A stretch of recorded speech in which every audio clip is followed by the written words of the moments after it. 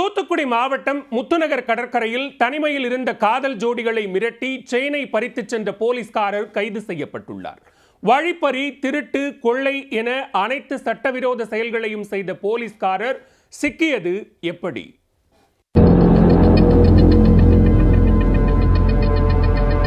தூத்துக்குடி மாவட்டம் சண்முகபுரம் பகுதியைச் சேர்ந்த பாலகணேஷ் தனது காதலியுடன் முத்துநகர் கடற்கரை பூங்காவிற்கு சென்றுள்ளார்.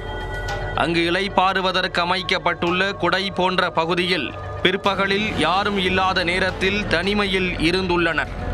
அப்போது அங்கு வந்த இளைஞர் ஒருவர் இருவரையும் செல்போனில் படம் எடுத்ததுடன் பாலகணேஷின் காதலியை தனியாக புகைப்படம் எடுத்துள்ளார். இருவரது புகைப்படத்தையும் சமூக வலைதளத்தில் வெளியிடுவேன் என மிரட்டி பணம் கேட்டுள்ளார். பணம் இல்லை என்று அந்த ஜோடி தெரிவிக்க பாலகணேஷின் காதலி அணிந்திருந்த தங்கச் செயினை பறித்து சென்றுள்ளார். மறுநாள் பாலகணேஷ் தனது நண்பர்களுடன் சேர்ந்து அதே முத்துநகர் கடற்கரை பகுதிக்கு சென்று செயின் பறித்த நபரை தேடி உள்ளார். கடற்கரை சாலையில் நின்றிருந்த அவரை பாலகணேஷ் பிடிக்க முயன்றபோது தனது இருசக்கர வாகனத்தை போட்டுவிட்டு அவர் தப்பி ஓடிவிட்டார்.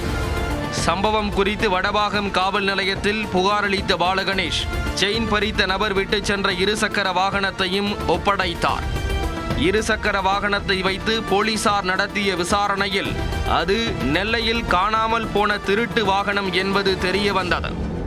தொடர்ந்து நடத்திய விசாரணையில் அந்த இருசக்கர வாகனத்தை எடுத்து வந்தது தூத்துக்குடி திரேஸ்புரம் பகுதியைச் சேர்ந்த டென்னிஸ் ராஜ் என்பதும் தெரிய வந்தது.